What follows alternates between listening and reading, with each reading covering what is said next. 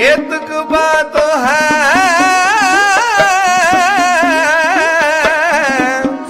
Coat पराती तरियारे गुरु नानक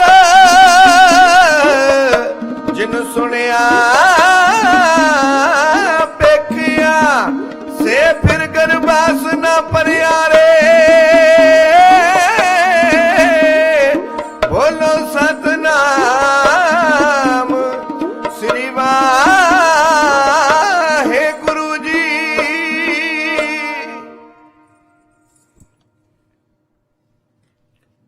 मैं ताण दीवान तू है मेरे स्वामी, मैं तुझ आगे अरदास मैं होर थाव नहीं। जिस पै करूं बेनंती मेरा दुख सुख तुझ ही पास। धर जीअर एक टेक तू लाहे बिडानी आस, नानक नाम ध्याई है कारज आवै रास। गुरपूरा जिन सिमरिया सेई भय निहाल, नानक नाम आराधना कारज आवै रास। जुग जुग अटल शब्द गुरु प्रतख, गुरु पूरा गुरु समरथ गुरु ਸਾਹਿਬ ਸਤਿਗੁਰੂ ਸ੍ਰੀ ਗੁਰੂ ਗ੍ਰੰਥ ਸਾਹਿਬ ਸੱਚੇ ਪਾਤਸ਼ਾਹ ਜੀ ਦੇ ਪਾਵਨ ਪਿੱਤਰ ਚਰਨ ਕਮਲਾਂ ਵਿਖੇ ਹਾਜ਼ਰੀਨ ਸਮੂਹ ਗੁਰੂ ਕੀ ਸੰਗਤ ਅਤੇ ਘਰਾਂ ਦੇ ਵਿੱਚ ਬੈਠੀਆਂ ਹੋਈਆਂ ਸਮੂਹ ਗੁਰੂ ਕੀਆਂ ਸੰਗਤਾਂ ਗੁਰੂ ਦਰਬਾਰ ਦੇ ਨਾਲ ਇੰਟਰਨੈਟ ਦੇ ਮਾਧਿਅਮ ਟੈਲੀਵਿਜ਼ਨ ਦੇ ਸਾਧਨਾਂ ਰਾਹੀਂ ਜੁੜ ਕੇ ਬੈਠੀਆਂ। ਇੱਕ ਵਾਰੀ ਰਸਨਾ ਪਵਿੱਤਰ ਕਰਦੇ ਆਖਿਓ ਜੀ ਸਤਨਾਮ ਸ੍ਰੀ ਵਾਹਿਗੁਰੂ। ਮੇਰੇ ਸਾਹਿਬ ਸੱਚੇ ਪਾਤਸ਼ਾਹ ਜੀ ਦਾ ਕੋਟਾਨਕੋਟ ਸ਼ੁਕਰਾਨਾ ਹੈ ਕਿ ਕਲਯੁਗੀ ਜੀਵਾਂ ਦੇ ਉਧਾਰ ਵਾਸਤੇ ਕਿ ਕਲਯੁਗੀ ਜੀਵਾਂ ਦਾ ਭਲਾ ਕਿਸ ਤਰ੍ਹਾਂ ਹੋਵੇ ਤੇ ਸਾਹਿਬ ਸੱਚੇ ਪਾਤਸ਼ਾਹ ਜੀ ਨੇ ਧੁਰ ਕੀ ਬਾਣੀ ਆਈ ਤਿਨ ਸਗਲੀ ਚਿੰਤ ਮਟਾਈ, ਇਹ ਦਾਤ ਮਨੁੱਖਤਾ ਦੀ ਝੋਲੀ ਵਿੱਚ ਪਾਈ ਹੈ। ਇਤਿਹਾਸ ਦੀ ਇੱਕ ਸਾਖੀ ਆਉਂਦੀ ਹੈ, ਗੁਰੂ ਗੋਬਿੰਦ ਸਿੰਘ ਸਾਹਿਬ ਸੱਚੇ ਪਾਤਸ਼ਾਹ ਜੀ ਦੇ ਚਰਨਾਂ ਦੇ ਵਿੱਚ ਇੱਕ ਰਿਸ਼ੀ ਹਾਜ਼ਰ ਹੋਇਆ। ਰਿਸ਼ੀ ਨੇ ਇੱਕ ਭੇਟਾ ਅਰਪਣ ਕੀਤੀ ਹੈ। ਉਹ ਭੇਟਾਂ ਸਨ ਕਿਸੇ ਪੰਛੀ ਦੇ ਖੰਭ। ਗੁਰਦੇਵ ਦਾਤਾ ਜੀ ਦੇ ਕੋਲ ਉਹ ਸਾਧੂ ਰਿਹਾ ਤੇ ਚਲਾ ਗਿਆ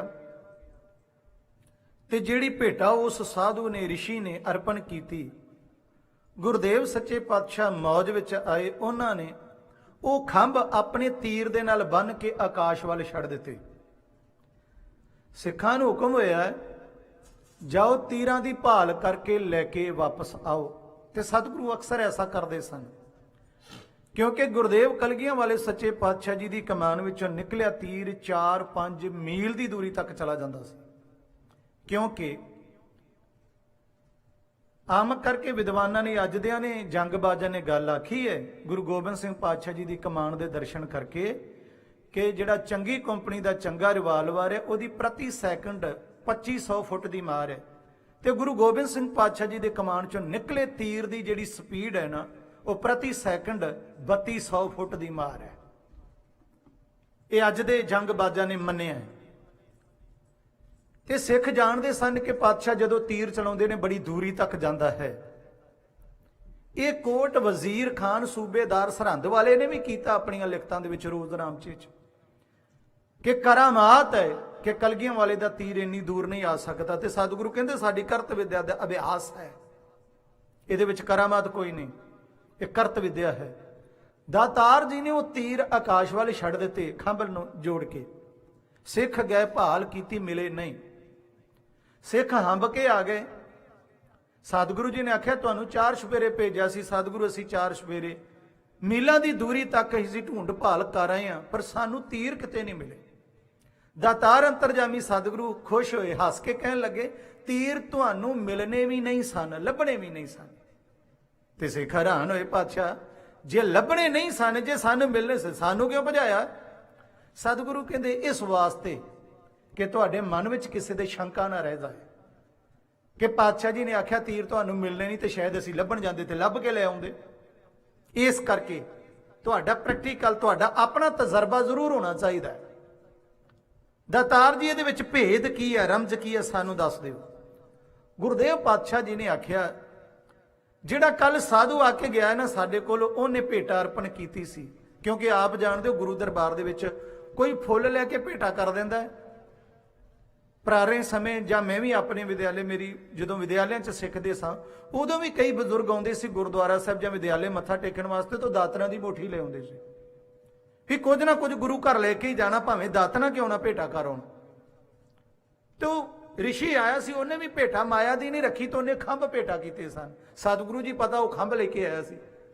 ਸਤਿਗੁਰੂ ਕਹਿੰਦੇ ਉਹਨਾਂ ਖੰਭਾਂ ਦੇ ਵਿੱਚ ਇੱਕ ਵਿਸ਼ੇਸ਼ਤਾ ਹੈ ਵੀ ਜਿਹੜੇ ਖੰਭ ਪੰਛੀ ਦੇ ਨੇ, ਉਹ ਪੰਛੀ ਦਾ ਨਾਮ ਹੈ ਹਮਾਇੂ। ਉਹ ਪੰਛੀ ਆਕਾਸ਼ ਲੋਕ ਦਾ ਪੰਛੀ ਹੈ, ਮਾਤ ਲੋਕ ਦਾ ਪੰਛੀ ਨਹੀਂ।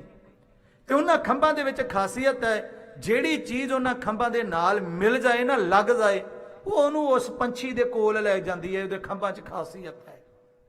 ਸਤਿਗੁਰੂ ਜੀ ਪ੍ਰਮਾਣ ਇਹ ਦੇਣਾ ਚਾਹੁੰਦੇ ਸਨ ਕਿ ਜਿਵੇਂ ਹਮਾਇੂ ਪੰਛੀ ਦੇ ਖੰਭਾਂ ਨੂੰ ਲੱਗੀ ਹੋਈ, ਜੁੜੀ ਹੋਈ ਚੀਜ਼ ਹਮਾਇੂ ਦੇ ਦੇਸ਼ ਲੈ ਕੇ ਚਲੀ ਜਾਂਦੀ ਹੈ, ਉਸੇ ਤਰੀਕੇ ਨਾਲ ਜਿਵੇਂ ਅਸੀਂ ਪੜ੍ਹਦੇ ਹਾਂ ਸੱਚਖੰਡ ਵਸੈ ਨਿਰੰਕਾਰ, ਤੇ ਨਿਰੰਕਾਰ ਦੇ ਖੰਭ ਨੇ ਸਤਿਗੁਰੂ ਗੁਰੂ ਗ੍ਰੰਥ ਸਾਹਿਬ ਜੀ ਦੀ ਪਾਵਨ ਬਾਣੀ। ਜਿਹੜਾ ਇਸ ਬਾਣੀ ਦੇ ਨਾਲ ਜੁੜ ਗਿਆ, ਇਹ ਬਾਣੀ ਉਸ ਨੂੰ ਨਿਰੰਕਾਰ ਦੇ ਦੇਸ਼ ਸੱਚਖੰਡ ਵਿੱਚ ਲੈ ਕੇ ਜਾਏਗੀ, ਜਿਹਦੇ ਵਾਸਤੇ ਕਹਿੰਦੇ ਆ ਧੰਨ ਸੋ ਦੇਸ਼ ਜਹਾਂ ਤੂੰ ਵਸਿਆ।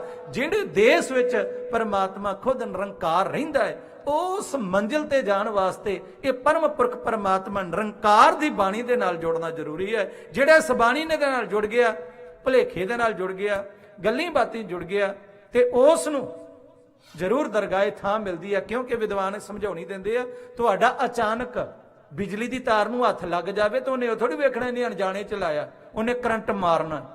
ਗਹਿਰੇ ਪਾਣੀ ਨੇ ਅਣਜਾਣ ਵਿੱਚ ਛਾਲ ਵੱਜ ਗਈ, ਕੋਈ ਵੈਸੇ ਵੜ ਗਿਆ, ਕਿਸੇ ਨੇ ਧੱਕਾ ਮਾਰ ਦਿੱਤਾ, ਗਹਿਰੇ ਪਾਣੀ ਨੇ ਡੁੱਬਣਾ ਹੈ। ਗੁਰਬਾਣੀ ਦੇ ਨਾਲ ਜਿਸ ਵੀ ਤਰੀਕੇ ਦੇ ਨਾਲ ਜੁੜ ਗਿਆ, ਗੁਰਬਾਣੀ ਨੇ ਤਾਰਨਾ ਹੀ ਤਾਰਨਾ ਹੈ। ਇਹ ਹੈ ਪਰਮ ਪੁਰਖ ਨਿਰੰਕਾਰ ਪਰਮਾਤਮਾ ਦੀ ਬਾਣੀ।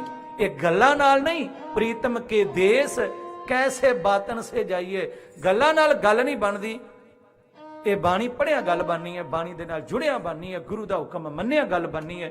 ਆਓ ਸਤਿਗੁਰੂ ਜੀ ਦੀ ਰੱਬੀ ਬਾਣੀ, ਸਤਿਗੁਰੂ ਗੁਰੂ ਗ੍ਰੰਥ ਸਾਹਿਬ ਜੀ ਨੂੰ ਝੁਕਾਓ ਸੀਸ, ਬਖਸ਼ੋ ਆਸੀਸ।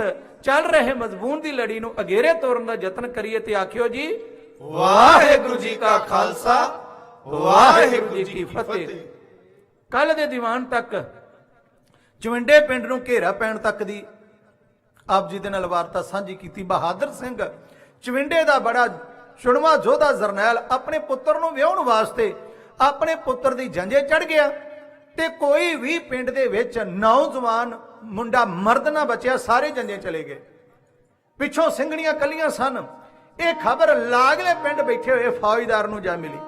ਫੌਜਦਾਰ ਨੇ ਖਬਰ ਪਾ ਕੇ ਆਖਿਆ, ਗਾਜੀਓ ਬਹਾਦਰ ਸਿੰਘ ਚਵਿੰਡੇ ਦਾ ਬੜਾ ਧਾੜਵੀ ਲੜਾਕਾ ਹੈ, ਤੇ ਉੱਥੋਂ ਦੇ ਨਾਲ ਦੇ ਉਹਦੇ ਸੱਜਣ ਵੀ ਬੜੇ ਲੜਾਕੇ ਸੁਣੀਦੇ ਨੇ। ਸਿੰਘਾਂ ਦੇ ਹੁੰਦਿਆਂ ਉਸ ਪਿੰਡ ਦੇ ਹਮਲਾ ਕਰਨਾ ਸੌਖਾ ਨਹੀਂ, ਤੇ ਜੇਕਰ ਕਰ ਲਿਆ ਤੇ ਮੌਤ ਨੂੰ ਮਾਸੀ ਆਖਣ ਦੇ ਬਰਾਬਰ ਹੈ। ਤੇ ਆਓ ਹੁਣ ਤੁਹਾਨੂੰ ਖੁਦਾ ਨੇ ਮੌਕਾ ਦਿੱਤਾ ਹੈ। ਇੱਕ ਵੀ ਗੁਰੂ ਕਲਗੀ ਵਾਲੇ ਬਾਜਾਂ ਵਾਲੇ ਦਾ ਸਿੰਘ ਉਸ ਪਿੰਡ ਵਿੱਚ ਬਿਲਕੁਲ ਨਹੀਂ ਸੁਣੀਦਾ। ਹਾਂ, ਜੇ ਇੱਕ ਅੱਧਾ ਮਰਦੂਦ ਬੁੱਢਾ ਬੈਠਾ ਹੋਵੇਗਾ, ਤਲਵਾਰ ਦੀ ਧਾਰ ਲਗਾ ਦੇਾਂਗੇ। ਤੁਹਾਨੂੰ ਖੁਦਾ ਨੇ ਮੌਕਾ ਦਿੱਤਾ ਹੈ। ਆਓ ਚਲੀਏ ਉਸ ਪਿੰਡ ਨੂੰ ਲੁੱਟ ਕੇ ਤੇ ਸ਼ਹਿਨशाह ਦੇ ਅੱਗੇ ਪੇਸ਼ ਹੋ ਕੇ ਤੇ ਕੁਝ ਰੁਤਬੇ ਹਾਸਲ ਕਰ ਲਵਾਂਗੇ। ਤੇ ਗਾਜ਼ੀਓ, ਜੇਕਰ ਤੁਸੀਂ ਇਹਨਾਂ ਔਰਤਾਂ ਤੇ ਖਾਲੀ ਪਿੰਡ ਤੇ ਵੀ ਹਮਲਾ ਕਰਨ ਦੀ ਹਿੰਮਤ ਨਾ ਦਿੱਤੀ, ਤੇ ਕਦੇ ਖੁਦਾ ਨੇ ਚਾਹਿਆ ਤੁਹਾਡਾ ਸਿੰਘਾਂ ਦੇ ਨਾਲ ਆਮਣਾ ਸਾਹਮਣਾ ਹੋ ਗਿਆ, ਤੇ ਤੁਸੀਂ ਤੇ ਭੱਜਦੇ ਨਹੀਂ ਖਲੋਣਾ। ਆਪਣੇ ਹੌਸਲੇ ਵਧਾਉਣ ਵਾਸਤੇ ਆਓ ਚਵਿੰਡੇ ਨੂੰ ਘੇਰਾ ਪਾ ਕੇ ਉਸ ਨੂੰ ਲੁੱਟ ਲਈਏ। ਇਧਰੋਂ ਤਿਆਰੀ ਹੋ ਗਈ, ਤੇ ਸਿੰਘਾਂ ਦੇ ਜਿਹੜੇ ਜਾਸੂਸ ਸਨ, ਜੇਕਰ ਸਰਕਾਰ ਦੇ ਜਾਸੂਸ ਤੇਜ ਨੇ, ਸਿੰਘਾਂ ਦੀ ਖਬਰ ਸਰਕਾਰ ਤੱਕ ਪਹੁੰਚਾਉਂਦੇ ਨੇ, ਤੇ ਸਰਕਾਰ ਦੀ ਹਰ ਗਤੀਵਿਧੀ ਦੀ ਕਾਰਵਾਈ ਦੀ ਖਬਰ ਵੀ ਉਹ ਸਿੰਘਾਂ ਦੇ ਪਰਿਵਾਰਾਂ ਨੂੰ ਜਾਂ ਸਿੰਘਾਂ ਨੂੰ ਮਿਲ ਜਾਂਦੀ ਹੈ। ਆਣ ਕੇ ਇੱਕ ਹਲਕਾਰੇ ਨੇ ਫੌਜਦਾਰ ਦੇ ਚੜ੍ਹਨ ਦੀ ਖਬਰ ਸਰਦਾਰ ਬਹਾਦਰ ਸਿੰਘ ਦੀ ਸੁਪਤਨੀ ਉਸ ਕਲਗੀ ਵਾਲੇ ਦੀ ਧੀ ਨੂੰ ਉਹਨੇ ਆਣ ਕੇ ਜੋ ਕੁਝ ਹੋਣ ਵਾਲਾ ਉਸ ਦੀ ਖਬਰ ਆਇਓ ਦਿੱਤੀ ਹੈ ਜੀ।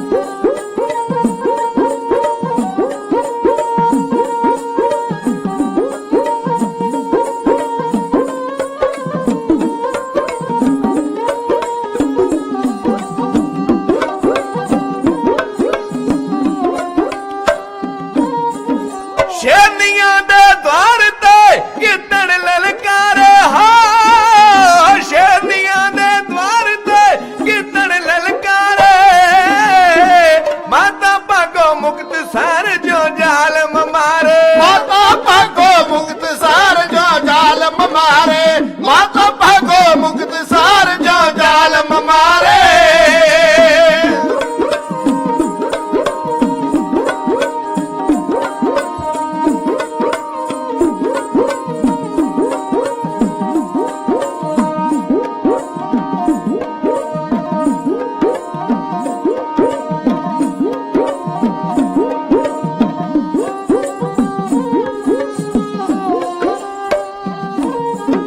ਮਾਤਾ ਭਾਗੋ ਮੁਕਤਸਰ ਜੋ ਜ਼ਾਲਮ ਮਾਰੇ ਮਾਤਾ ਭਾਗੋ ਮੁਕਤਸਰ ਜੋ ਜ਼ਾਲਮ ਮਾਰੇ ਦਿਲ ਵਖਾਓ ਵੈਰੀਆਂ ਅੱਜ ਹੱਥ ਕਰਾਰੇ ਤੇਰਾ ਮਖਾਓ ਵੈਰੀਆਂ ਅੱਜ ਹੱਥ ਕਰਾਰੇ ਤੇਰਾ ਮਖਾਓ ਵੈਰੀਆਂ ਅੱਜ ਹੱਥ ਕਰਾਰੇ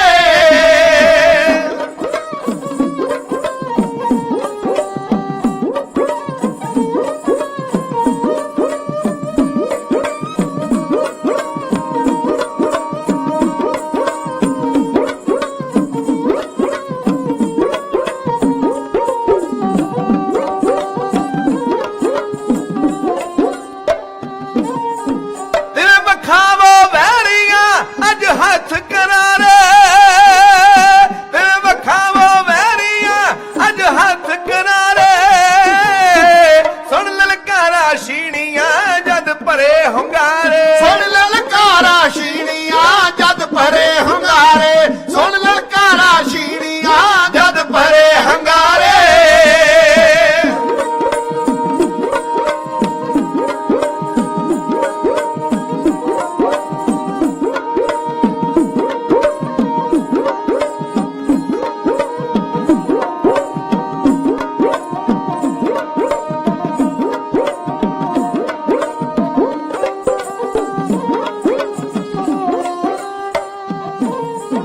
ਸੁਣ ਲਲਕਾਰਾ ਸ਼ੀਣੀਆਂ ਜਦ ਭਰੇ ਹੁੰਗਾਰੇ ਸੁਣ ਲਲਕਾਰਾ ਸ਼ੀਣੀਆਂ ਜਦ ਭਰੇ ਹੁੰਗਾਰੇ ਅੱਖਾਂ ਕਜਲੇ ਵਾਲੀਆਂ ਉਗਲੇ ਅੰਗਿਆਰੇ ਅੱਖਾਂ ਕਜਲੇ ਵਾਲੀਆਂ ਉਗਲੇ ਅੰਗਿਆਰੇ ਅੱਖਾਂ ਕਜਲੇ ਵਾਲੀਆਂ ਉਗਲੇ ਅੰਗਿਆਰੇ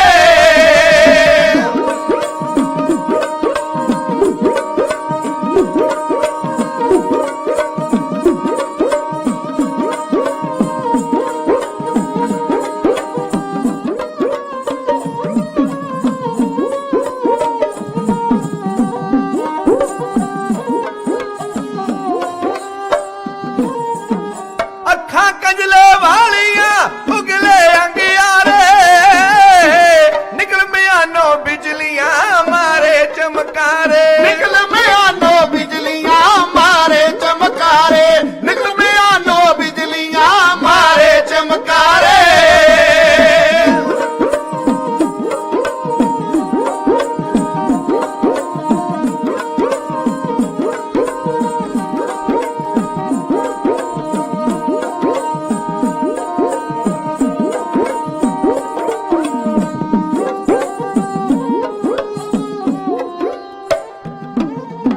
ਨਿਕਲ ਮਿਆਨੋ ਬਿਜਲੀਆਂ ਮਾਰੇ ਚਮਕਾਰੇ ਨਿਕਲ ਮਿਆਨੋ ਬਿਜਲੀਆਂ ਮਾਰੇ ਚਮਕਾਰੇ ਅੰਬਰ ਗੂੰਜੇ ਸੀਤਲਾ ਸੁਣ ਕੇ ਲਲਕਾਰੇ ਅੰਬਰ ਗੂੰਜੇ ਸੀਤਲਾ ਸੁਣ ਕੇ ਜੈਕਾਰੇ ਅੰਬਰ ਗੂੰਜੇ ਸੀਤਲਾ ਸੁਣ ਕੇ ਜੈਕਾਰੇ ਅੰਬਰ ਗੂੰਜੇ ਸੀਤਲਾ ਸੁਣ ਕੇ ਜੈਕਾਰੇ ਆਇਓ ਜਥੇਦਾਰ ਸਰਦਾਰ ਬਹਾਦਰ ਸਿੰਘ ਦੀ ਧਰਮ ਸੁਪਤਨੀ ਨੂੰ ਖਬਰ ਮਿਲੀ ਕਿ ਵੈਰੀ ਦਲ ਚੜ ਕੇ ਆ ਰਿਹਾ ਹੈ। ਚੁੱਪ ਚਪੀਤੇ ਵੈਰੀ ਦਲ ਪਿੰਡ ਨੂੰ ਘੇਰਾ ਪਾ ਕੇ ਲੁੱਟ ਲਵੇਗਾ ਤੇ ਜਿਹੜਾ ਉਹਨਾਂ ਦੀ ਤਲਵਾਰ ਦੇ ਅੱਗੇ ਆਇਆ ਤਲਵਾਰ ਦੀ ਧਾਰ ਲੰਘਾ ਦਿੱਤਾ ਜਾਏਗਾ। ਸਰਦਾਰਨੀ ਨੇ ਸੁਣਦਿਆਂ ਸਾਰ ਆਪਣੀ ਤੇਗ ਬੇਮਿਆਨ ਕਰ ਲਈ। ਤਕਰੀਬਨ ਸਰਦਾਰ ਬਹਾਦਰ ਸਿੰਘ ਦੀ ਹਵੇਲੀ ਦੇ ਵਿੱਚ ਸਾਰੀਆਂ ਪਿੰਡ ਦੀਆਂ ਸਵਾਣੀਆਂ ਉਸ ਵੇਲੇ ਇਕੱਠੀਆਂ ਹੋਈਆਂ ਸਨ, ਕਿਉਂਕਿ ਜੰਝ ਹੁਣੇ ਗਈ ਹੈ, ਨਾਲ ਹੀ ਖਬਰ ਮਿਲ ਗਈ ਤੇ ਸਾਰੀਆਂ ਮੇਲਣਾ ਬੀਬੀਆਂ ਨੂੰ ਇਕੱਠਿਆਂ ਕਰ ਲਿਆ। ਸਰਦਾਰਨੀ ਨੇ ਵੰਗਾਰ ਕੇ ਆਖਿਆ ਹੈ ਕਿ ਹੁਣੇ ਖਬਰ ਮਿਲੀ ਹੈ ਕਿ ਵੈਰੀਆਂ ਨੂੰ ਪਤਾ ਲੱਗਿਆ ਹੈ ਕਿ ਸਾਡੇ ਪੂਰੇ ਚਵਿੰਡੇ ਪਿੰਡ ਦੇ ਵਿੱਚ ਇੱਕ ਵੀ ਮਰਦ ਨਹੀਂ, ਅਸੀਂ ਅਬਲਾਵਾਂ ਔਰਤਾਂ ਹਾਂ। ਸਾਨੂੰ ਅਬਲਾਵਾਂ ਸੋਲ ਮੁਟਿਆਰਾਂ ਸਮਝ ਕੇ ਫੌਜਦਾਰ ਫੌਜ ਚੜਾ ਕੇ ਪਿੰਡ ਨੂੰ ਲੁੱਟਣ ਵਾਸਤੇ ਆ ਰਿਹਾ। ਗਾਤਰੇ ਪਾਈ ਹੋਈ ਤਲਵਾਰ ਸਰਦਾਰਨੀ ਨੇ ਕੱਢ ਕੇ ਮਿਆਨੋਂ ਚਮਕਾ ਕੇ ਸਾਰਿਆਂ ਨੂੰ ਸੰਬੋਧਨ ਕੀਤਾ ਹੈ ਕਿ ਜੇਕਰ ਵੈਰੀ ਦਲ ਨੇ ਇਹ ਸਮਝ ਲਿਆ ਹੈ ਕਿ ਇਸ ਪਿੰਡ ਵਿੱਚ ਹੁਣ ਮਰਦ ਕੋਈ ਨਹੀਂ, ਕੇਵਲ ਜਨਾਨੀਆਂ ਨੇ, ਲੁੱਟਣਾ ਸੌਖਾ ਹੋ ਜਾਵੇਗਾ। ਤੇ ਯਾਦ ਰੱਖੋ, ਜਿਹੜੇ ਪਿੰਡ ਨੂੰ ਲੁੱਟਣ ਆ ਰਹੇ ਨੇ ਉਹ ਪਿੰਡ ਦੀ ਧਨ ਦੌਲਤੀ ਲੁੱਟਣ ਤੱਕ ਸੀਮਿਤ ਨਹੀਂ ਰਹਿਣਗੇ, ਉਹਨਾਂ ਦੇ ਹੱਥ ਸਾਡੀਆਂ ਇੱਜ਼ਤਾਂ ਤੱਕ ਵੀ ਪਹੁੰਚਣਗੇ। ਤੇ ਜੇਕਰ ਕੋਈ ਜਰਵਾਣੇ ਦਾ ਹੱਥ ਸਾਡੇ ਜਿਉਂਦੇ ਜੀ ਸਾਡੀ ਇੱਜ਼ਤ ਵੱਲ ਨੂੰ ਵਧਿਆ ਤੇ ਉਸ ਦੇ ਨਾਲੋਂ ਬੇਇੱਜ਼ਤੀ ਦੀ ਜ਼ਿੰਦਗੀ ਜਿਉਣ ਦੇ ਨਾਲੋਂ ਮਰਦਾਂ ਵਾਂਗ ਇੱਜ਼ਤ ਬਚਾ ਕੇ ਇੱਜ਼ਤ ਅਣਖ ਦੀ ਆਬਰੂ ਦੀ ਖਾਤਰ ਲੜ ਕੇ ਮਰਨਾ ਚੰਗਾ ਨਹੀਂ। ਤੁਹਾਨੂੰ ਯਾਦ ਹੋਣਾ ਹੈ ਮਾਤਾ ਭਾਗੋ ਮਾਈ ਭਾਗ ਕੌਰ ਨੇ ਆਹ ਮੁਕਤਸਰ ਦੀ ਧਰਤੀ ਤੇ ਜ਼ਾਲਮ ਜਰਵਾਣਿਆਂ ਦੇ ਕਿਵੇਂ ਆਹੂ ਲਾਹੇ, ਤੇ ਜਿਹੜੀ ਬੰਦੂਕ ਜਿੰਨੀ ਲੰਬੀ ਬੰਦੂਕ ਹੈ ਮਾਤਾ ਭਾਗ ਕੌਰ ਨੇ ਚਲਾਈ ਹੈ, ਮੈਂ ਕਹਿਣੀ ਇਹ ਗੱਲ ਕੁਥਾ ਨਹੀਂ ਸਮਝਦਾ ਤੇ ਨਾ ਹੀ ਇਹਦੇ ਵਿੱਚ ਕੋਈ ਹਰਜ਼ ਹੈ। ਅਸੀਂ ਸੱਚਖੰਡ ਸ੍ਰੀ ਹਜ਼ੂਰ ਸਾਹਿਬ ਜਾਂਦੇ ਆ, ਤਕਰੀਬਨ ਹਰ ਸਾਲ ਜਾਂਦੇ ਸੀ ਬਾਬਾ ਨਿਧਾਨ ਸਿੰਘ ਸਾਹਿਬ ਜੀ ਦੀ ਬਰਸੀ ਤੇ। ਇਸ ਵਾਰ ਇੱਥੇ ਆ ਤੁਹਾਡੇ ਕੋਲ ਕੈਨੇਡਾ ਦੇ ਵਿੱਚ, ਤੇ ਉਹ ਜਿਹੜੀ ਬੰਦੂਕ ਹੈ ਨਾ ਹੱਥ ਤੇ ਭਾਵੇਂ ਉਹਨੂੰ ਅਸੀਂ ਨਹੀਂ ਕਦੇ ਲਾਇਆ, ਪਰ ਜਾਪਦਾ ਇਦਾਂ ਕਿ ਜੇਕਰ ਅਸੀਂ ਵੀ ਉਹਨੂੰ ਫੜ ਕੇ ਹਿਲਾਈਏ ਦੋ ਹੱਥ ਨਾਲ ਸਾਡੇ ਤੋਂ ਨਹੀਂ ਹਿੱਲਦੀ ਉਹ ਵੀ ਉਹ ਚੁੱਕੀ ਜਾਵੇ। ਉਹ ਏਡੀ ਲੰਬੀ ਹੈ, ਉਹ ਇੱਕ ਦੀਵਾਰ ਦੇ ਨਾਲ ਟਿਕਾਈ ਹੋਈ ਹੈ, ਬਹੁਤ ਬੰਦੂਕ ਲੰਮੀ ਹੈ। ਤੇ ਜੇਕਰ ਅੰਦਾਜ਼ਨ ਮੈਂ ਉਹਦਾ ਕੋਈ ਕੱਦ ਕਾਠ ਬਿਆਨ ਕਰਾਂ ਤੇ 10 ਤੋਂ 14 ਫੁੱਟ ਤੱਕ ਉਹ ਲੰਬੀ ਹੈ ਅੰਦਾਜ਼ਨ। ਏਡੀ ਭਾਰੀ ਏਡੀ ਵੱਡੀ ਬੰਦੂਕ ਮੋਢੇ ਤੇ ਧਰ ਕੇ ਮਾਈ ਭਾਗ ਕੌਰ ਨੇ ਜ਼ਾਲਮਾਂ ਦਾ ਮੁਕਾਬਲਾ ਕੀਤਾ ਹੈ, ਜ਼ੁਲਮ ਦੇ ਖਿਲਾਫ ਲੜਦੇ ਆ। ਤੇ ਉੱਠੋ ਸਿੰਘਣੀਓ, ਜੇਕਰ ਅੱਜ ਸਾਡੇ ਮਰਦ ਪਤੀ ਇਸ ਪਿੰਡ ਵਿੱਚ ਹੁੰਦੇ ਤੇ ਉਹ ਵੈਰੀ ਚੜ ਕੇ ਆ ਜਾਂਦਾ ਤੇ ਤੁਹਾਡੀ ਰਾਖੀ ਖਾਤਰ ਉਹ ਆਪਣੀ ਜਾਨ ਤਾਂ ਬਹਾ ਦਿੰਦੇ, ਪਰ ਤੁਹਾਨੂੰ ਹਥਿਆਰ ਲੈ ਕੇ ਰਣ ਮੈਦਾਨ ਵਿੱਚ ਜਾਣ ਦੀ ਆਗਿਆ ਨਾ ਦਿੰਦੇ। ਅੱਜ ਰੱਬ ਨੇ ਕਲਗੀਆਂ ਵਾਲੇ ਪਾਤਸ਼ਾਹ ਨੇ ਤੁਹਾਨੂੰ ਮੌਕਾ ਦਿੱਤਾ ਹੈ ਆਪਣੇ ਆਪ ਸਾਬਤ ਕਰਨ ਦਾ ਕਿ ਤੁਸੀਂ ਗੁਰੂ ਗੋਬਿੰਦ ਸਿੰਘ ਪਾਤਸ਼ਾਹ ਜੀ ਦੇ ਖੰਡੇ ਬਾਟੇ ਦਾ ਬਰਾਬਰ ਦਾ ਅੰਮ੍ਰਿਤ ਛਕਿਆ ਹੈ। ਤੇ ਨਾਲੇ ਜਦੋਂ ਮਰਦਾਂ ਨੂੰ ਵੰਗਾਰਦੀਆਂ ਸੀ ਤੁਸੀਂ ਆਪੋ ਆਪਣੇ, ਹਾਂ ਅਸੀਂ ਇਹ ਕਰਦੀਆਂ ਗਈਆਂ, ਅਸੀਂ ਆਹ ਕਰਦਿਆਂ ਗਈਆਂ, ਅਸੀਂ ਵੀ ਗਾਤਰੇ ਕਿਰਪਾਨਾਂ ਪਾਈਆਂ, ਕਲਗੀ ਧਰਦੀਆਂ ਜਾਈਆਂ ਹਾਂ, ਆਉਣ ਵਾਲੀ ਆਫਤ ਦਾ ਮੁਕਾਬਲਾ ਕਰਨ ਲਈ ਸਮਰੱਥ ਹਾਂ। ਤੇ ਜੇਕਰ ਤੁਹਾਨੂੰ ਇਹ ਮੌਕਾ ਨਾ ਮਿਲਦਾ ਤੇ ਕਿਵੇਂ ਤੁਸੀਂ ਆਪਣੇ ਆਪ ਨੂੰ ਪ੍ਰਗਟ ਕਰਦੀਆਂ, ਕੀ ਸਬੂਤ ਦਿੰਦੀਆਂ ਕਿ ਮਰਦਾਂ ਤੋਂ ਬਿਨਾਂ ਅਸੀਂ ਮਰਦਾਂ ਦਾ ਮੁਕਾਬਲਾ ਕਰ ਸਕਦੀਆਂ ਹਾਂ।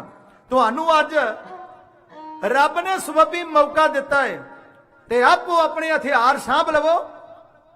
ਜਿੰਨੇ ਬਜ਼ੁਰਗ ਤੇ ਬੱਚੇ ਨੇ ਉਹ ਇੱਕ ਹਵੇਲੀ ਦੇ ਵਿੱਚ ਭੇਜ ਕੇ, ਇੱਕ ਹਵੇਲੀ ਦੇ ਵਿੱਚ ਰੱਖ ਕੇ ਉਹਨਾਂ ਦੀ ਪਹਿਰੇਦਾਰੀ ਰਾਖੀ ਕਰਨ ਵਾਸਤੇ 94 ਬੀਬੀਆਂ ਉਹਨਾਂ ਦੇ ਲਈ ਤਾਇਨਾਤ ਕਰ ਦਿਓ।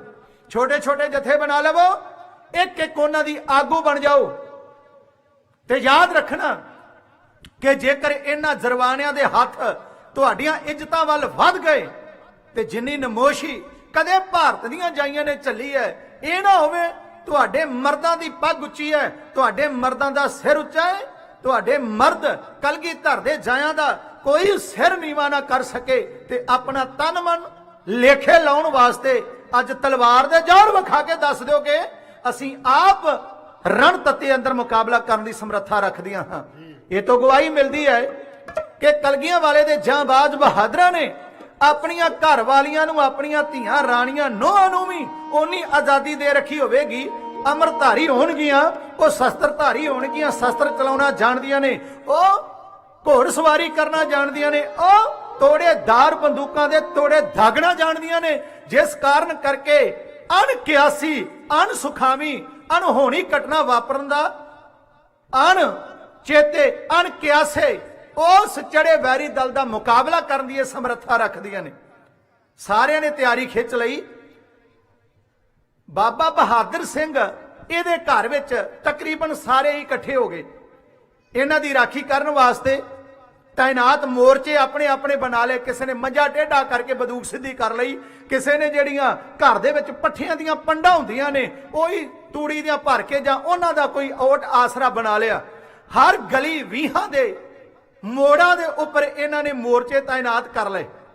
ਕੋਈ ਕੋਠੇ ਤੇ ਕੱਚੇ ਕੋਠੇ ਤੇ ਉੱਥੇ ਲੰਮੇ ਪੈ ਕੇ ਬੰਦੂਕ ਦਾ ਨਿਸ਼ਾਨਾ ਤਾਲ ਲਿਆ, ਕਿਸੇ ਨੇ ਘਰ ਦੇ ਵਿੱਚ ਲੱਗੇ ਰੁੱਖ ਤੇ ਚੜ ਕੇ ਆਪਣੇ ਤੀਰ ਕਮਾਨਾਂ ਦਾ ਨਿਸ਼ਾਨਾ ਤਾਲ ਲਿਆ ਵੀ ਇਧਰੋਂ ਵੈਰੀ ਚੜ ਕੇ ਆਵੇਗਾ। ਭਾਵ ਕਿ ਸਾਰੇ ਪਿੰਡ ਦੀ ਸੁਰੱਖਿਆ ਇਹਨਾਂ ਸਰਦਾਰਨੀਆਂ ਨੇ ਕਾਇਮ ਕਰ ਲਈ, ਇਹ ਵਿਖਾਉਣ ਵਾਸਤੇ ਕਿ ਜੇਕਰ ਕਲਗੀਧਰ ਦਾ ਪੁੱਤ ਪਿੰਡ ਵਿੱਚ ਮੌਜੂਦ ਨਹੀਂ ਤੇ ਕਲਗੀਧਰ ਦੀਆਂ ਧੀਆਂ ਉਹ ਸ਼ੇਰਨੀਆਂ ਆਪਣੀ ਇੱਜ਼ਤ ਦੀ ਰਾਖੀ ਕਰਨ ਵਾਸਤੇ ਮੌਜੂਦ ਨੇ। ਐਵੇਂ ਨਹੀਂ ਕੋਈ ਜੁਰਮਾਨਾ ਆਏਗਾ ਤੇ ਕੂੰਜ ਵਾਂਗੂ ਜਿਵੇਂ ਬਾਜ ਕੂੰਜ ਨੂੰ ਹੜੱਪ ਕੇ ਲੈ ਜਾਂਦਾ, ਇਸ ਤਰੀਕੇ ਨਾਲ ਕੋਈ ਆਇਆ ਦਰਵਾਨਾ ਕਲਗੀਧਰ ਦੀਆਂ ਜਾਈਆਂ ਨੂੰ ਹੱਥ ਪਾ ਕੇ ਚਲਾ ਜਾਵੇਗਾ। ਜਿਹੜਾ ਹੱਥ ਇੱਜ਼ਤ ਵੱਲ ਵਧਿਆ ਉਹਦਾ ਗਾਟਾ ਲਾ ਕੇ ਜ਼ਮੀਨ ਤੇ ਸੁੱਟ ਦੇਣਗੀਆਂ।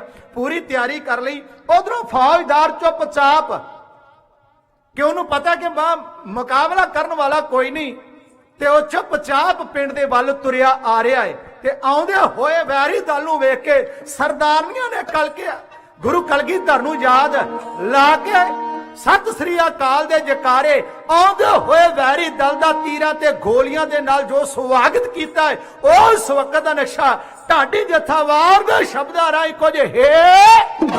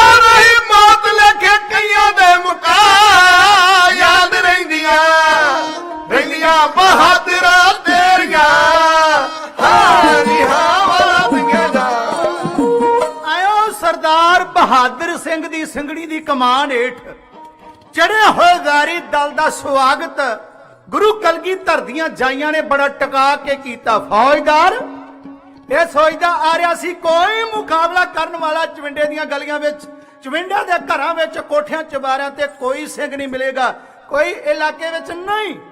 ਤੇ ਪਿੰਡ ਨੂੰ ਘੇਰਾ ਪਾ ਕੇ ਮਾਮੂਲੀ ਗੱਲ ਹੈ, ਪਹਿਲੇ ਹਲੇ ਲੁੱਟ ਕੇ ਸਰਦਾਰਨੀਆਂ ਨੂੰ ਬੰਨ ਕੇ ਆ ਲਾਹੌਰ ਦੇ ਬਾਜ਼ਾਰਾਂ 'ਚ ਜਲੂਸ ਕੱਢ ਕੇ ਤੋਰਾਂਗਾ। ਤੇ ਉਸ ਫੌਜਦਾਰ ਦਾ ਆਏ ਹੋਏ ਮੋਮਣਾ ਦਾ ਸਵਾਗਤ ਕਰਨ ਵਾਸਤੇ ਕਲਗੀਧਰ ਦੀਆਂ ਜਾਈਆਂ ਨੇ ਬੜੀ ਸੋਹਣੀ ਤਿਆਰੀ ਕਰ ਰੱਖੀ ਸੀ। ਜਦੋਂ ਵੈਰੀ ਐਨ ਮਾਰ ਹੇਠ ਆਇਆ, ਇੱਕੇ ਦਮ ਤੋੜੇਦਾਰ ਬੰਦੂਕਾਂ ਨੇ ਤੋੜੇ ਦਾਗੇ। ਸਾਰੇ ਹੀ ਜਿੰਨੇ ਤੀਰ ਭੱਥੇ ਭਰੇ ਹੋਏ ਸਨ, ਇੱਕ ਤੀਰ ਫੜਾਉਂਦੀ ਹੈ, ਦੂਜੀ ਚਾੜ ਕੇ ਤਰਕਸ਼ ਉੱਥੇ ਛੱਡ ਦਿੰਦੀ ਹੈ। ਤੇ ਪਹਿਲੇ ਹੱਲੇ ਵੈਰੀ ਦਾ ਇੰਨਾ ਭਾਰੀ ਨੁਕਸਾਨ ਕਰ ਦਿੱਤਾ ਕਿ ਜ਼ਮੀਨ ਤੇ ਵੈਰੀ ਦੇ ਸੱਥਰ ਵਿਛ ਗਏ। ਫੌਜਦਾਰ ਨੇ ਵੇਖਿਆ ਇੱਥੇ ਕੋਈ ਮੁਕਾਬਲਾ ਕਰਨ ਵਾਲਾ ਨਹੀਂ ਸੀ, ਮੈਂ ਬਿਨਾਂ ਟੱਕਰੇ ਤੋਂ ਪਿੰਡ ਲੁੱਟ ਕੇ ਲੈ ਜਾਣਾ ਸੀ। ਇਹ ਕੋਈ ਸਿੰਘ ਆ ਗਏ ਨੇ, ਇਹਨਾਂ ਨੂੰ ਪਤਾ ਲੱਗ ਗਿਆ ਹੋਵੇਗਾ ਕਿ ਸਾਡਾ ਮੁਕਾਬਲਾ ਕਰਨਾ ਹੈ, ਅਸੀਂ ਇਹਨਾਂ ਨੂੰ ਲੁੱਟਣ ਵਾਸਤੇ ਆ ਰਹੇ, ਪਤਾ ਲੱਗ ਗਿਆ ਹੋਵੇਗਾ। ਤੇ ਜਦੋਂ ਫੌਜਦਾਰ ਨੇ ਆਪਣੀ ਫੌਜ ਨੂੰ ਵੱਧ ਕੇ ਹੱਲਾ ਕਰਨ ਦਾ ਹੁਕਮ ਦਿੱਤਾ ਹੈ, ਤੇ ਜਿਹੜੇ ਵੀ ਗਲੀ ਦੇ ਪਾਸੇ ਨੂੰ ਕੋਈ ਫੌਜ ਦਾ ਦਸਤਾ ਵੱਧਦਾ ਹੈ, ਉਧਰੋਂ ਗੋਲੀਆਂ ਤੇ ਤੀਰ ਆਉਂਦੇ ਨੇ ਤੇ ਟੋਲੀਆਂ ਦੀਆਂ ਟੋਲੀਆਂ ਜ਼ਮੀਨ ਤੇ ਵੇਚ ਜਾਂਦੀਆਂ ਨੇ। ਹੋਇਆ ਕੀ, ਤੇ ਜਿਹੜੇ ਮਗਰਲੇ ਸਨ ਹਮਲਾ ਕਰਨ ਜੋਗੇ ਨਾ ਰਹੇ, ਉਹ ਪਿਛਾਂ ਨੂੰ ਭੱਜਣੇ ਸ਼ੁਰੂ ਹੋ ਗਏ। ਫੌਜਦਾਰ ਨੇ ਝਿੜਕਾਂ ਦੇ ਕੇ ਰੋਕ ਲਿਆ। ਤੇ ਜਦੋਂ ਫੌਜਦਾਰ ਦੀ ਐਨ ਤਸੱਲੀ ਹੋ ਗਈ ਇਸ ਪਿੰਡ ਵਿੱਚ ਸਿੰਘ ਕੋਈ ਨਹੀਂ, ਇਹ ਤੇ ਉਹਨਾਂ ਦੀਆਂ ਸਿੰਘਣੀਆਂ ਮੁਕਾਬਲਾ ਕਰ ਰਹੀਆਂ ਨੇ। ਤੇ ਜਦੋਂ ਇਹ ਤਸੱਲੀ ਹੋ ਗਈ ਹੁਣ ਮੁਕਾਬਲਾ ਸਾਡਾ ਇਹਨਾਂ ਦੀਆਂ ਜਨਾਨੀਆਂ ਦੇ ਨਾਲ ਹੋ ਰਿਹਾ ਹੈ, ਤੇ ਜਿਹੜੇ ਭੱਜ ਰਹੇ ਸਨ ਉਹਨਾਂ ਨੂੰ ਫੌਜਦਾਰ ਨੇ ਆਖਿਆ, ਮੋਮਨੋ ਬੜੇ ਬੜੇ ਦਮ ਗਜੇ ਮਾਰਦੇ ਪਿੰਡ ਲੁੱਟਣ ਆਏ ਸੀ, ਉਹ ਜਨਾਨੀਆਂ ਤੋਂ ਡਰ ਕੇ ਭੱਜਦਿਆਂ ਸ਼ਰਮ ਨਹੀਂ ਆਉਂਦੀ? ਆਪਣੀਆਂ ਘਰ ਜਾ ਕੇ ਬੇਗਮਾਂ ਨੂੰ ਇਸ ਆਪਣੀ ਬਹਾਦਰੀ ਦੇ ਕਿੱਸੇ ਸੁਣਾਇਓ ਕਿ ਅਸੀਂ ਸਿੰਘਾਂ ਦੀਆਂ ਸਿੰਘਣੀਆਂ ਤੋਂ ਡਰ ਕੇ ਭੱਜ ਆਏ ਹਾਂ, ਅਸੀਂ ਤਾਂ ਉਹਨਾਂ ਦੀਆਂ ਜਨਾਨੀਆਂ ਦਾ ਮੁਕਾਬਲਾ ਨਹੀਂ ਕਰ ਸਕੇ, ਅਸੀਂ ਉਹਨਾਂ ਦਾ ਮੁਕਾਬਲਾ ਕਿਵੇਂ ਕਰਾਂਗੇ? ਪੱਗਾਂ ਲਾ ਕੇ ਤੇ ਚੂੜੀਆਂ ਪਾ ਲਓ। ਇਹੋ ਜਿਹੇ ਮਿਹਣੇ ਤਾਣੇ ਦੇ ਕੇ ਫੌਜ ਨੂੰ ਫੇਰ ਸੰਭਾਲਿਆ ਫੌਜਦਾਰ ਨੇ। ਤੇ ਹੁਣ ਜਦੋਂ ਵੇਖਿਆ ਸਰਦਾਰਨੀ ਨੇ, ਕਿਉਂਕਿ ਸਰਦਾਰਨੀ ਕਿਸੇ ਗਲੀ ਦੇ ਵਿੱਚੋਂ ਛਾਲ ਮਾਰ ਕੇ ਉਧਰ ਤੇ ਘੋੜਾ ਭਜਾ ਕੇ ਉਧਰ ਸਾਰਿਆਂ ਨੂੰ ਲੜਾ ਰਹੀ ਸੀ, ਅਗਵਾਈ ਕਰ ਰਹੀ ਸੀ, ਉਸ ਨੇ ਵੇਖਿਆ ਕਿ ਹੁਣ ਇਸ ਮੋਰਚੇ ਤੋਂ ਕਿਸੇ ਤੋਂ ਜੇ ਦੇਰੀ ਦੇ ਨਾਲ ਬੰਦੂਕ ਚੱਲ ਰਹੀ, ਉਹਦਾ ਕਾਰਨ ਕੀ ਹੈ? ਕਾਰਨ ਵੇਖਿਆ ਕਿ ਤੋੜੇਦਾਰ ਬੰਦੂਕ ਭਰਨ ਤੇ ਬਹੁਤ ਸਮਾਂ ਲੱਗਦਾ ਸੀ। ਸਰਦਾਰਨੀ ਨੇ ਆਖਿਆ ਇਉਂ ਨਹੀਂ ਗੱਲ ਬਣਨੀ, ਆਪਾਂ ਬੰਦੂਕਾਂ ਭਰਨ ਦੇ ਵਿੱਚ ਇੰਨਾ ਸਮਾਂ ਬਰਬਾਦ ਨਹੀਂ ਕਰਨਾ ਕਿ ਵੈਰੀ ਸਿਰ ਤੇ ਚੜ ਆਵੇ। ਵੈਰੀ ਨੂੰ ਤੀਰਾਂ ਦੇ ਨਾਲ ਰੋਕੋ, ਤੇ ਤੀਰ ਵੀ ਉਹਨਾਂ ਚਿਰ ਚਲਾਉਣੇ ਐ ਜਿੰਨਾ ਚਿਰ ਵੈਰੀ ਤੇਗ ਦੀ ਮਾਰ ਥੱਲੇ ਨਹੀਂ ਆਉਂਦਾ। ਯਾਦ ਰੱਖੋ, ਇਹ ਗੋਲੀਆਂ ਚੱਲਦੀਆਂ, ਲੜਾਈ ਹੁੰਦੀ ਵੇਖ ਕੇ, ਗੋਲੀਆਂ ਦਾ ਖੜਾਕ ਸੁਣ ਕੇ ਪਾਸਿਓਂ ਕਿਸੇ ਨਾ ਕਿਸੇ ਸਿੰਘਾਂ ਦਾ ਜਥਾ ਟੋਲੀ ਬਣ ਕੇ ਤੁਹਾਡੀ ਮਦਦ ਉੱਤੇ ਆ ਹੀ ਜਾਏਗਾ। ਤੇ ਜੇਕਰ ਸਿੰਘਾਂ ਦਾ ਜਥਾ ਕੋਈ ਆ ਗਿਆ ਸਾਡੀ ਮਦਦ ਉੱਤੇ, ਤੇ ਜਿਹੜਾ ਛਾਤੀ ਤੇ ਹੱਥ ਮਾਰ ਕੇ ਦਮ ਗਜੇ ਦੇ ਨਾਲ ਅਸੀਂ ਇਸ ਜੰਗ ਨੂੰ ਛੇੜਿਆ ਏ, ਤੇ ਯਾਦ ਰੱਖਣਾ ਅਸੀਂ ਇਹ ਨਹੀਂ ਕਹਿਣ ਜੋਗੀਆਂ ਰਹਾਂਗੀਆਂ ਕਿ ਅਸੀਂ ਸਰਦਾਰਾਂ ਤੋਂ ਬਿਨਾਂ ਇਹ ਜੰਗ ਜਿੱਤੀ ਹੈ। ਇਹਦਾ ਕ੍ਰੈਡਿਟ ਇਹਦਾ ਸਿਹਰਾ ਫਿਰ ਮਰਦਾਂ ਦਾ ਸਿਰ ਵੱਜ ਜਾਏਗਾ। ਇਹ ਗੱਲਾਂ ਸਿਰਫ ਸਰਦਾਰਨੀ ਦੇ, ਉਹਨਾਂ ਦੇ ਅੰਦਰ ਪਟਾਸ ਭਰਨ ਦੀ ਕੋਸ਼ਿਸ਼ ਕੀਤੀ ਹੈ, ਉਹਨਾਂ ਦੇ ਅੰਦਰ ਜਜ਼ਬਾ ਜੋਸ਼ ਭਰਨ ਵਾਸਤੇ ਐਸੀ ਤਕਰੀਰ ਕਰਨੀ ਪੈਂਦੀ, ਆਗੂ ਨੂੰ ਸੋ ਕੀਤੀ। ਸਰਦਾਰਨੀਆਂ ਨੇ ਸਰਦਾਰਨੀ ਦੀ ਗੱਲ ਮੰਨ ਲਈ। ਸਰਦਾਰਨੀ ਬਹਾਦਰ ਸਿੰਘ ਤੋਂ ਜੰਗਾ ਜੁੱਧਾਂ ਦੀ ਕੀ ਚਾਲ ਹੋਇਆ ਕਰਦੀ ਹੈ, ਇਸ ਨੂੰ ਚੰਗੀ ਤਰ੍ਹਾਂ ਸੁਣਦੀ ਸੀ। ਹੁਣ ਕੀ ਹੋਇਆ, ਉਸ ਨੇ ਆਖਿਆ ਸਾਰੇ ਗੋਲੀ ਤੀਰ ਬੰਦ ਕਰ ਦਿਓ,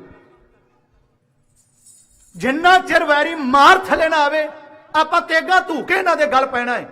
ਤੇ ਜੇਕਰ ਵੈਰੀ ਅਗਾਂਹ ਵਧੇਗਾ ਉਹ ਸਾਡੇ ਘਰ ਤਾਂ ਲੁੱਟਣ ਆਵੇਗਾ, ਪਰ ਸਾਡੀਆਂ ਲਾਸ਼ਾਂ ਤੋਂ ਉੱਤੋਂ ਦੀ ਸਾਡੀਆਂ ਲੋਥਾਂ ਨੂੰ ਲਤਾੜ ਕੇ ਜਿੰਨਾ ਚਿਰ ਇੱਕ ਵੀ ਸਿੱਖਣੀ ਜਿਉਂਦੀ ਰਹੇ ਉਹਨਾਂ ਚਿਰ ਵੈਰੀ ਦਲ ਘਰਾਂ ਤੱਕ ਨਾ ਪਹੁੰਚ ਸਕੇ। ਤਕਰੀਰ ਇਹ ਕੀਤੀ ਕਿ ਕਈਆਂ ਮੋਰਚਿਆਂ ਤੋਂ ਗੋਲੀਬਾਰੀ ਬੰਦ ਕਰ ਦਿੱਤੀ ਗਈ, ਤੀਰ ਬੰਦ ਕਰ ਦਿੱਤੇ ਗਏ। ਫੌਜਦਾਰ ਨੇ ਸੋਚਿਆ ਕਿ ਜਿਹੜੇ ਮੋਰਚਿਆਂ ਤੋਂ ਗੋਲਾਬਾਰੀ ਜਾਂ ਤੀਰ ਬੰਦ ਹੋ ਗਏ ਨੇ, ਇੱਥੋਂ ਦੀਆਂ ਸਿੰਘਣੀਆਂ ਜਾਂ ਸ਼ਹੀਦ ਹੋ ਗਈਆਂ ਨੇ ਜਾਂ ਪਿੰਡ ਛੱਡ ਕੇ ਦੌੜ ਗਈਆਂ ਨੇ, ਤੇ ਇਸ ਕਰਕੇ ਪੋਲੇ ਪੋਲੇ ਕਦਮੀ ਇਹ ਪਿੰਡ ਦੇ ਅੰਦਰ ਦਾਖਲ ਹੋਇਆ। ਤੇ ਜਿਉਂ ਹੀ ਪਿੰਡ ਦੇ ਅੰਦਰ ਦਾਖਲ ਹੋਇਆ, ਛੱਡ ਕੇ ਸਰਦਾਰਨੀ ਨੇ ਜਕਾਰਾ ਵੰਗਾਰ ਕੇ ਆਪਣੀਆਂ ਨਾਲਦੀਆਂ ਨੂੰ ਆਉਂਦੇ ਹੋਏ ਵੈਰੀ ਦਲ ਤੇ ਤੇਗਾਂ ਦੇ ਨਾਲ ਵਾੜ ਧਰ ਕੇ ਮੁਕਾਬਲਾ ਕੀਤਾ। ਉਸ ਵਕਤ ਦਾ ਨਕਸ਼ਾ ਢਾਡੀ ਜੱਤਾ ਸਕੇ ਰਹੇ ਕੁਝ ਹੈ।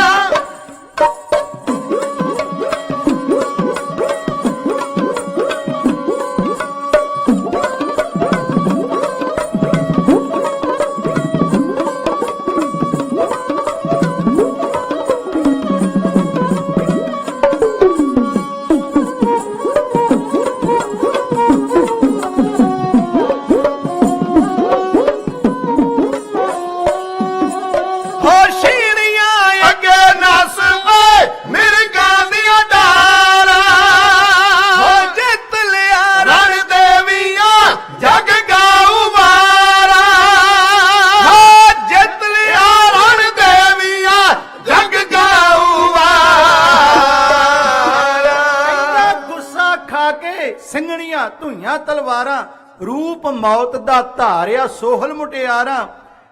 ਕਹਿਰੀ ਹੱਲਾ ਬੋਲਿਆ ਦਿਲ ਖਾ ਕੇ ਖਾਰਾਂ, ਲਹੂ ਵਿੱਚ ਧੋ ਧੋ ਕੱਢੀਆਂ ਫੁੱਲਾਦੀ ਧਾਰਾਂ। ਹੋ ਗਈ ਧਰਤੀ ਰੰਗਲੀ, ਫੁੱਲ ਝੜੇ ਅਨਾਰਾਂ, ਪਿੜ ਵਿੱਚ ਸੱਕੇ ਠਹਿਰਨਾ ਉਹ ਮੁਗਲ ਹਜ਼ਾਰਾਂ। ਛੀਣੀਆਂ ਅੱਗੇ ਨੱਸ ਪਏ ਮਿਰਗਾਂ ਦੀਆਂ ਡਾਰਾਂ, ਜਿੱਤ ਲਿਆ ਰਣ ਦੇਵੀਆਂ ਜਗ ਗਾਊ ਵਾਰਾਂ। ਇਹ ਫੌਜਾਂ ਨੂੰ ਆਸ ਨਹੀਂ ਸੀ ਕਿ ਇਹਨਾਂ ਦਾ ਮੁਕਾਬਲਾ ਸਿੰਘਣੀਆਂ ਇਹਨਾਂ ਡਟ ਕੇ ਕਰਨਗੀਆਂ।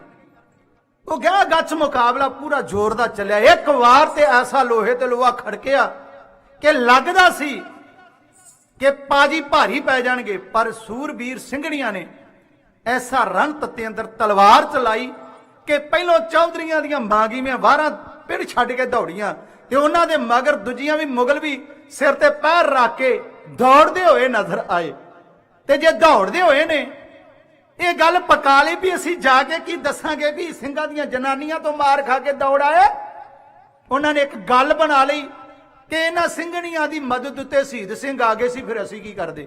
ਤੇ ਜੇ ਕਹਿੰਦਾ ਫਿਰ ਤੂੰ ਕਿਵੇਂ ਬਚ ਕੇ ਆ ਗਿਆ, ਕਹਿੰਦੇ ਵੀ ਜਦੋਂ ਹਥਿਆਰ ਸੁੱਟ ਕੇ ਭੱਜ ਉੱਠੀਏ ਤੇ ਸ਼ਹੀਦ ਫਿਰ ਕਿਸੇ ਦੇ ਵਾਰ ਨਹੀਂ ਕਰਦੇ, ਇਹ ਸਿੰਘ ਭੱਜੇ ਜਾਂਦੇ ਤੇ ਵਾਰ ਨਹੀਂ ਕਰਦੇ, ਇਸ ਕਰਕੇ ਅਸੀਂ ਬਚ ਕੇ ਆ ਗਏ। ਫਿਰ ਪਿੱਛੋਂ ਸਰਦਾਰਨੀ ਨੇ ਨਗਾਰੇ ਤੇ ਚੋਟ ਲਾ ਕੇ ਜਿੱਤ ਦੀ ਖੁਸ਼ੀ ਮਨਾਈ, ਫਤਿਹ ਦੇ ਜਕਾਰੇ ਗੂੰਜ ਉੱਠੇ। ਤੇ ਜਿਹੜੀਆਂ ਸ਼ਹੀਦ ਹੋ ਗਈਆਂ ਸਨ ਉਹਨਾਂ ਦੀ ਕੋਈ ਚਿੰਤਾ ਮਲਾਲ ਨਹੀਂ, ਕੋਈ ਗਮ ਨਹੀਂ ਉਹਨਾਂ ਦਾ। ਤੇ ਜਿਨ੍ਹਾਂ ਨੂੰ ਝਰੀਟਾਂ ਆਈਆਂ, ਫੱਟ ਵੱਜੇ, ਫੱਟੜ ਹੋਈਆਂ, ਉਹਨਾਂ ਦੇ ਵੀ ਚਿਹਰਿਆਂ ਤੇ ਉੱਪਰ ਲਾਲੀਆਂ, ਉਹਨਾਂ ਨੇ ਵੀ ਕੋਈ ਚਿੰਤਾ ਨਹੀਂ। ਆਇਓ ਸਰਦਾਰਨੀਆਂ ਨੇ ਸਰਦਾਰਾਂ ਦੀ ਗੈਰ ਹਾਜ਼ਰੀ 'ਚ ਪਿੰਡ ਚਵਿੰਡੇ ਦੇ ਵਿੱਚ ਚੜੀ ਹੋਈ ਫੌਜ ਦਾ ਮੁਕਾਬਲਾ ਕਰਕੇ ਮੁਕਾਬਲਾ ਹੀ ਨਹੀਂ ਕੀਤਾ, ਵੈਰੀ ਦਲ ਨੂੰ ਭੱਜਣ ਵਾਸਤੇ ਮਜਬੂਰ ਕੀਤਾ ਤੇ ਰਨ ਮੈਦਾਨ ਜਿੱਤ ਲਿਆ। ਤੇ ਜੇ ਕੋਈ ਪਿਛਲੇ ਪੈਰ ਚਵਿੰਡੇ ਤੋਂ ਗਏ ਉਸ ਸਿੰਘਾਂ ਨੂੰ ਪਤਾ ਲੱਗ ਗਿਆ, ਵਾਪਸ ਆ ਗਏ, ਉਹਨਾਂ ਨੇ ਆਣ ਕੇ ਵੇਖਿਆ ਵੀ ਜਾਂਬਾਜ਼ ਸਿੰਘਣੀਆਂ ਨੇ ਕੁਝ ਕਰ ਵਿਖਾਇਆ। ਤੇ ਜਿਹਦੀ ਕੋਈ ਸੱਟ ਲੱਗੀ ਵੇਖਦਾ, ਉਹ ਅੱਗੋਂ ਜਵਾਬ ਦਿੰਦੀ ਵੀ ਇਹ ਤਾਂ ਐਵੇਂ ਝਰੀਟਾਂ ਜੀਆਂ ਆਈਆਂ ਨੇ, ਪਾਜੀ ਸਾਡੇ ਸਾਹਮਣੇ ਠਹਿਰਦੇ ਤੇ ਮੈਂ ਹੋਰ ਦੋ ਨੂੰ ਮਾਰ ਲੈਂਦੀ। ਬੜਾ ਛਾਤੀ ਫੁਲਾ ਕੇ ਕਹਿੰਦੀਆਂ। ਪਿਛਲੇ ਪੈਰ ਜੰਜ ਵੀ ਵਾਪਸ ਆ ਗਈ ਤੇ ਸਾਰਿਆਂ ਨੇ ਜਿਹੜੀਆਂ ਸ਼ਹੀਦ ਹੋ ਚੁੱਕੀਆਂ ਸਨ ਉਹਨਾਂ ਦਾ ਬੜੀ ਧੂਮ-ਧਾਮ ਦੇ ਨਾਲ ਜਕਾਰਿਆਂ ਦੀ ਗੂੰਜ ਵਿੱਚ ਸਵਾਗਤ ਕੀਤਾ। ਤੇ ਜਿਨ੍ਹਾਂ ਦੇ ਫੱਟ ਲੱਗੇ, ਜੇ ਕੋਈ ਉਹਦਾ ਪਤੀ ਆਣ ਕੇ ਪੁੱਛਦਾ ਤੇ ਉਹ ਬੜੇ ਐ ਮਾਣ ਦੇ ਨਾਲ ਛਾਤੀ ਫੁਲਾ ਕੇ ਬਾਹਾਂ ਚੌੜੀਆਂ ਕਰਕੇ ਬੜੇ ਮਾਣ ਦੇ ਨਾਲ ਆਪਣੇ ਫੜ ਲੱਗੇ ਹੋਏ ਫੱਟਾਂ ਦੀ ਉਹਨੂੰ ਕਹਾਣੀ ਦੱਸਦੀ।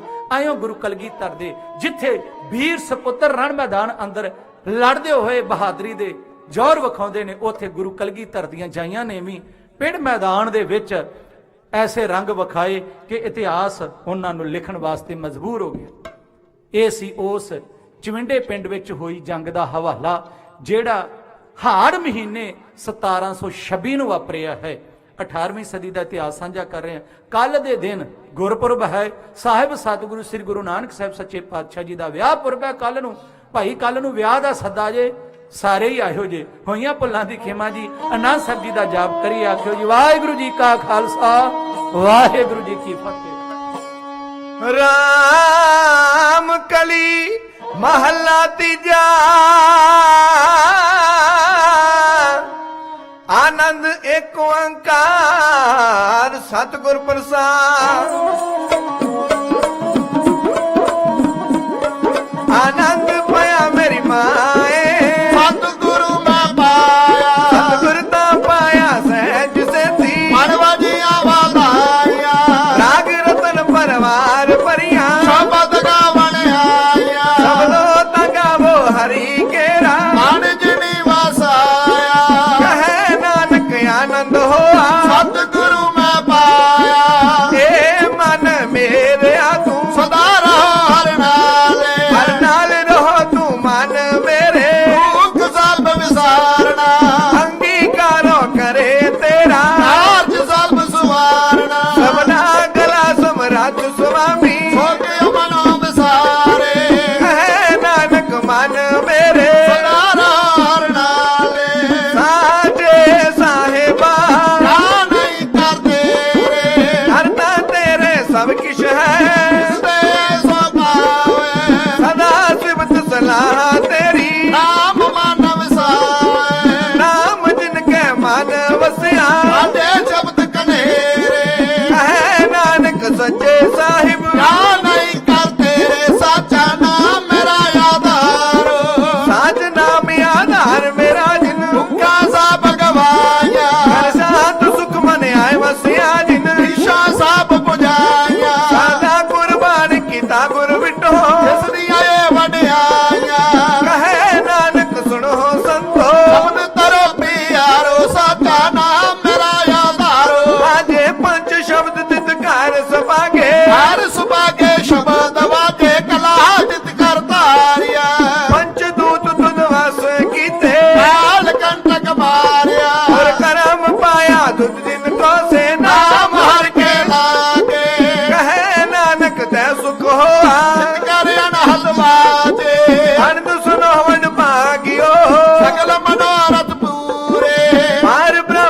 ਪਾਇਆ ਉਤਰੇ ਸਗਲ ਵਸੂਰੇ ਦੁੱਖ ਰੋਗ ਸੰਤਾਪ ਉਤਰੇ ਸੁਣੀ ਸੱਚੀ ਬਾਣੀ ਸੰਤ ਸਾਜਨ ਪੈ ਸਰਸੇ ਪੂਰੇ ਕਰਤੇ ਜਾਣੀ ਸੁਨਤੇ ਪੁਨੀਤ ਕਹਤੇ ਪਵਿੱਤ ਸਤਿਗੁਰ ਰਹਿਆ ਭਰਪੂਰੇ ਵੰਦ ਨਾਨਕ ਗੁਰ ਚਰਨ ਲਾਗੇ ਰਾਜੇ ਅਨਹਦ ਲੋਕ ਦੂਰੇ ਪਵਨ ਗੁਰੂ ਪਾਣੀ ਪਿਤਾ ਮਾਤਾ ਤਰਤ ਮਹਾਤ ਦਿਵਸ ਰਾਤ ਦੋਇ ਦਾਈ ਦਾਇਆ ਹੇਲਾ ਸਗਲ ਜਗਤ ਚੰਗਿਆਈਆਂ ਮੁਰਿਆਈਆਂ ਆਜੇ ਧਰਮ ਅਧੂਰ ਗਰਮੀਆਂ ਪੋਇਆ ਆਪਣੀ ਜੇ ਨੇੜੇ ਕਾ ਦੂਰ ਜਿਨੀ ਨਾਮ ਤੇ ਆਇਆ ਜੈ ਮੁਸ਼ਕਤ ਕਾਲ ਨਾਨਕ ਤੇ ਮੁਖ ਉਜਲੇ ਜੇਤੀ ਛੁੱਟੀ ਨਾਲ ਜਿਨੀ ਨਾਮ ਤੇ ਆਇਆ ਜੈ ਮੁਸ਼ਕਤ ਕਾਲ ਨਾਨਕ ਤੇ ਮੁਖ ਉਜਲੇ